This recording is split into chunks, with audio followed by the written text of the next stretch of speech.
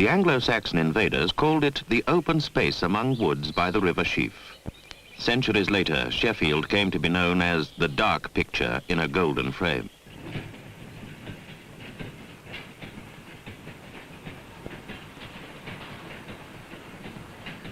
Essential to this picture were the 19th century railways, changing the face of Sheffield with their massive orders for steel rails and wheels.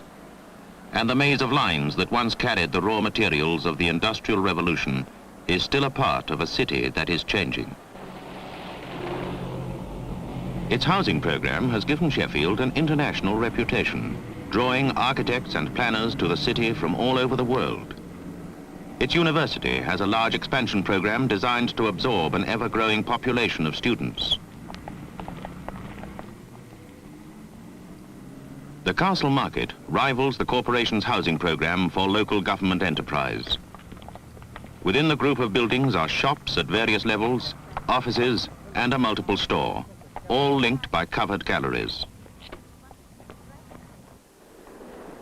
The aim throughout has been not only to build good flats and houses in pleasant surroundings, but to encourage communities in which people may live a full social life with all the amenities near at hand.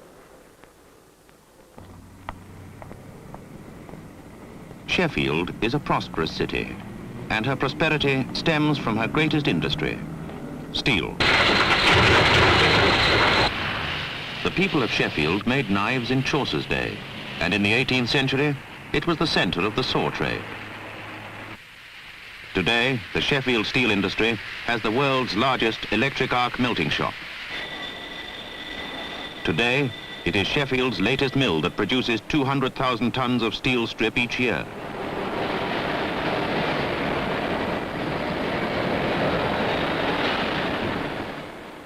Dramatic increases in production bring formidable transport problems. The steel, in innumerable forms, must flow as smoothly from the mills to the factories as strip flows off the rolls.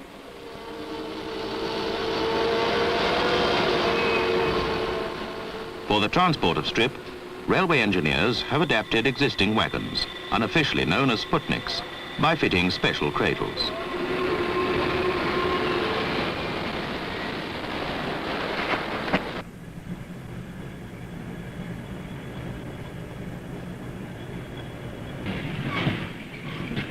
Five nights a week throughout the year, winter or summer, fog or rain, a fully fitted freight train leaves Sheffield for Birmingham, where the steel will be available for the local factories first thing in the morning. A whole day's output of steel strip on the move, on one train.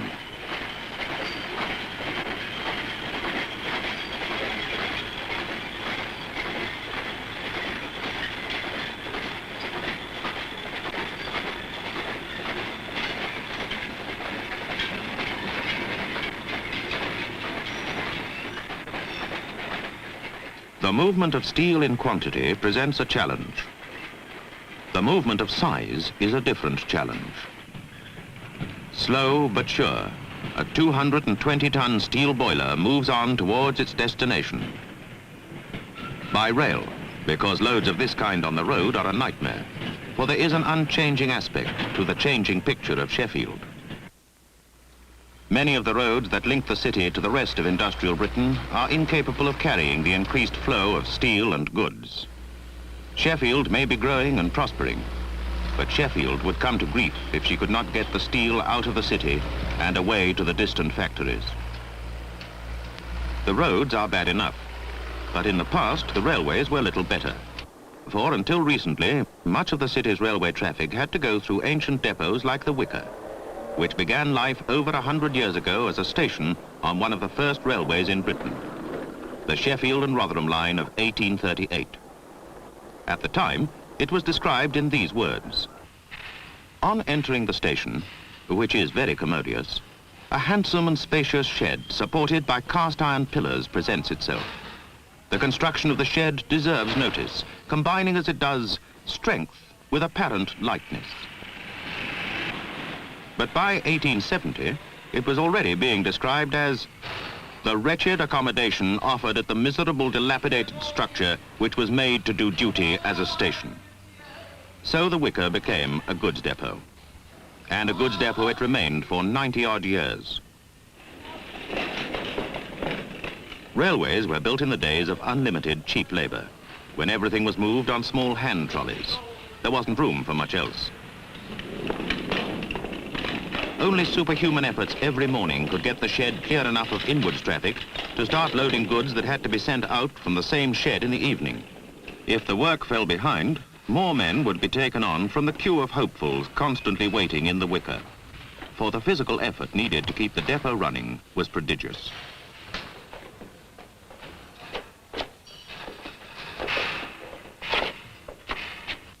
In the office, conditions were little better, but it was impossible to close the depot to rebuild because the railway had to keep going.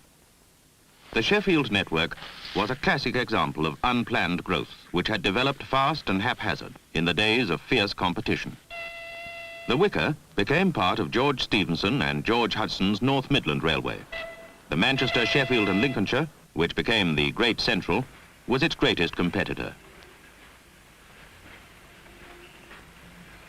Like the wicker, the original passenger station at Bridge Houses also became a depot, and not least among the many difficulties to be overcome was that of manoeuvring mechanical horses with their trailers into spaces that were barely adequate for the horse and cart.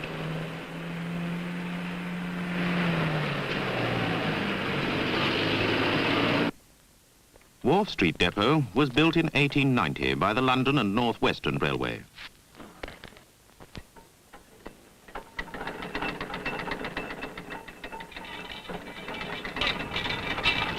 It was an engineering marvel of its time, with wagons arriving in a yard situated above the street and being moved by an ingenious arrangement of capstans and lifts so that they could be brought down to ground level for loading onto road vehicles.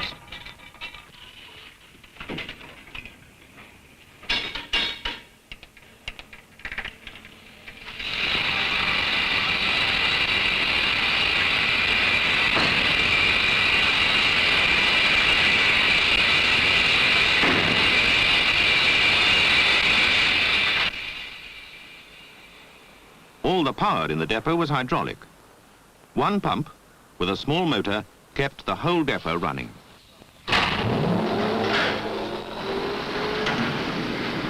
The reserve pump was rarely needed, for there was little to go wrong.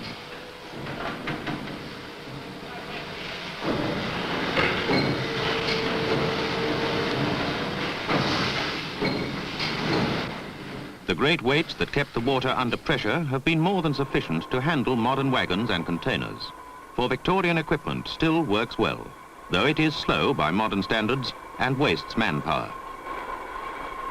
The multiplicity of small depots made it difficult to justify the capital cost of modern equipment. There was enough work in the Sheffield area as a whole, but there was not enough work in any one depot to keep even the old machines in full use. But above all, the greatest waste in the district came from the number of small marshalling yards. There were too many, nearly all badly laid out. The system involved a complicated shuffling of wagons from yard to yard. One wagon might have to be shunted several times before it was able to leave the district.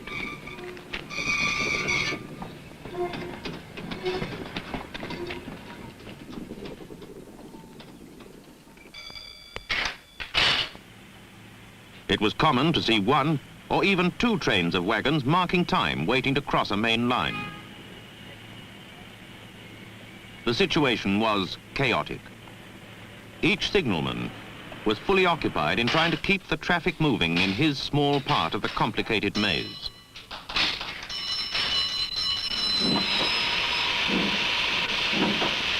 Ironically, the one change that had come about, the changeover from steam, made little impression on its own. It wasn't enough to have new motive power. Something drastic had to be done, and a scheme was evolved which would cut out the interminable delays and logically join up the separate elements of Sheffield's incoherent railway system. The scheme would concentrate the work of the disjointed shunting yards into one huge yard.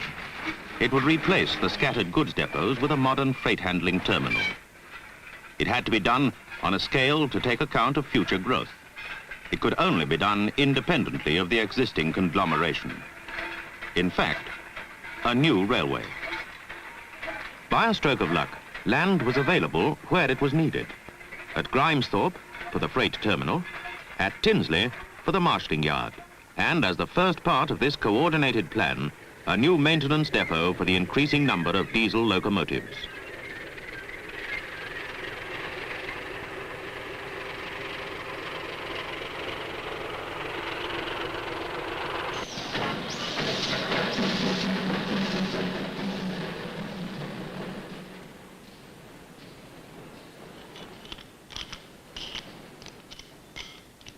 Centralizing the freight handling of the division at Grimesthorpe now justifies the most up-to-date equipment.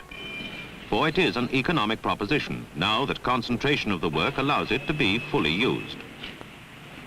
A 35-ton electric gantry crane, which spans 4 tracks and a roadway, has access to nearly 50 wagons. 4 mobile diesel-electric cranes in the 6 to 10-ton range are all equipped with electromagnets.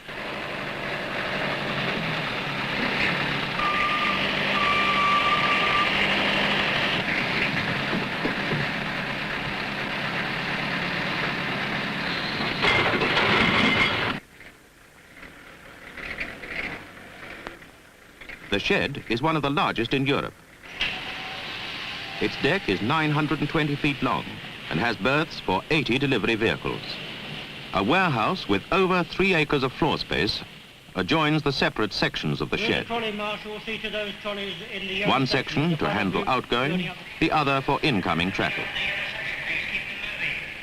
Incoming goods are given their primary sorting, governed by color coding, onto trolleys which have replaced the hand barrows. The trolleys are then towed by battery electric tugs to the road trailers which deliver goods throughout the entire Sheffield division.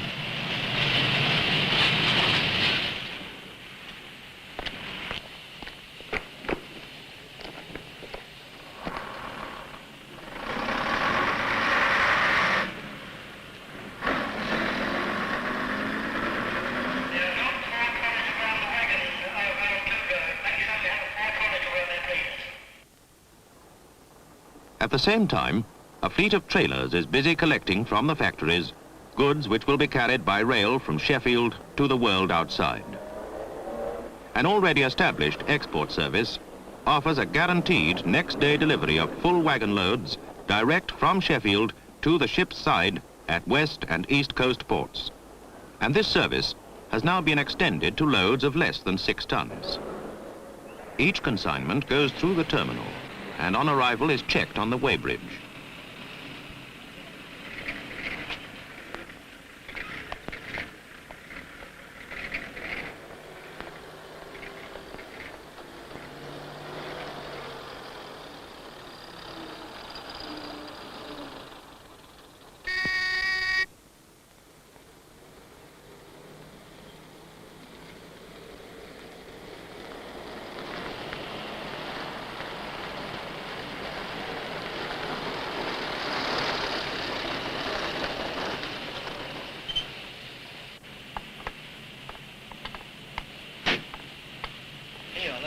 Documentation, with the help of modern office equipment, is speedy. If the load is urgent and the right wagons are waiting, the consignment can be dealt with immediately. But normally, the trailer is parked in a covered bay, ready to be handled at the best moment. Most of the goods out of Sheffield are heavy to handle. Even an old egg box may contain 100 weight of steel tools. But consignments of things like bench vices were the real headache until modernization brought aids like the Iron Fairy, a versatile mobile crane.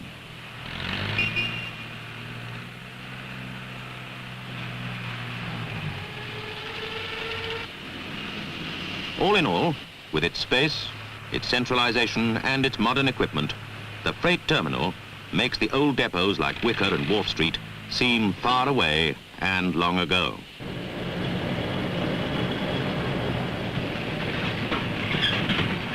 Throughout the day, trains from the Sheffield Freight Terminal and elsewhere converge on Tinsley Marshalling Yard, the focal centre of Sheffield's new railway.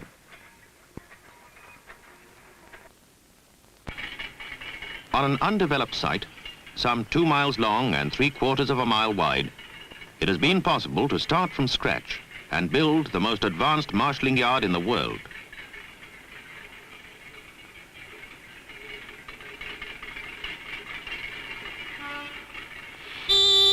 One signalman receives trains on 11 sidings and can clear a path on any one of them immediately and with simplicity.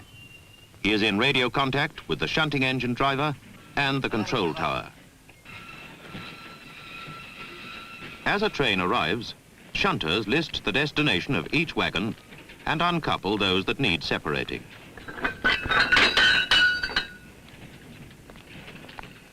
This is the only part of the yard in which shunters are needed.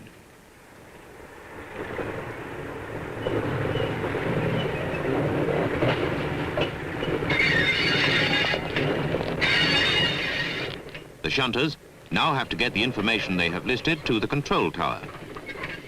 They do so with an ADO transmitting machine.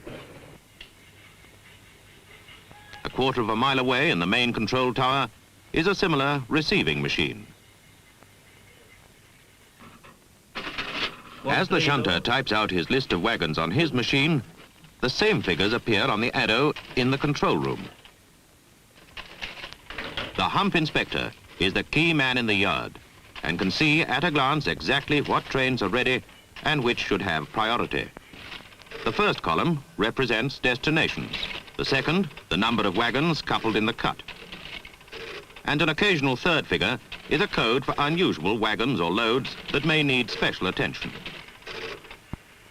Simultaneously, the ADO transmitter also produces the same information as a punched tape.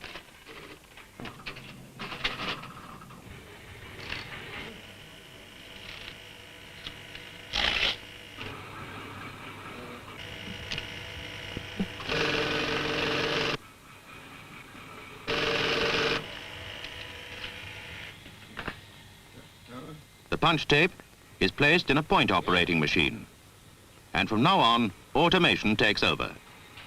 For it is this tape which sets the path for each wagon into the marshalling yard.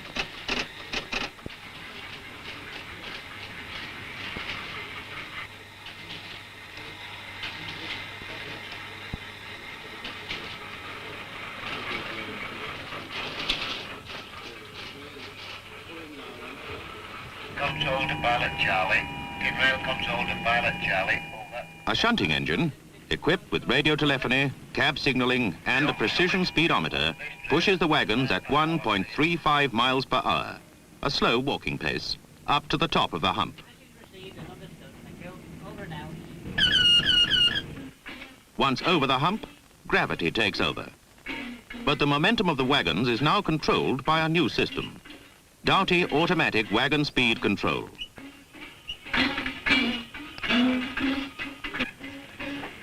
Each Doughty unit, there are more than 23,000 of them at Tinsley, senses the speed of each wagon.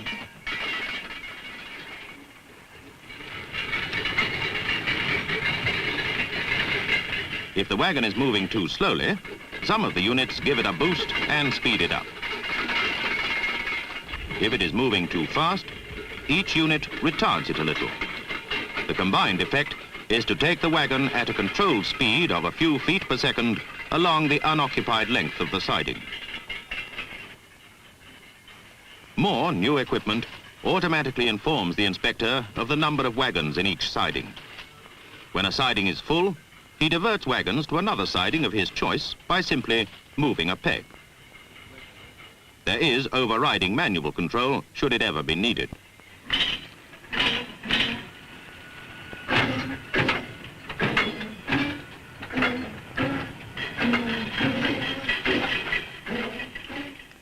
So the wagons are kept flowing at consistent speeds.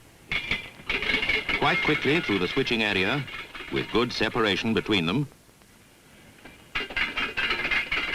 Then more slowly through the sorting sidings at a safe buffering speed. So that every wagon fetches up correctly without damage to itself or its contents, and without the need for shunters to chase and control down the length of the roads.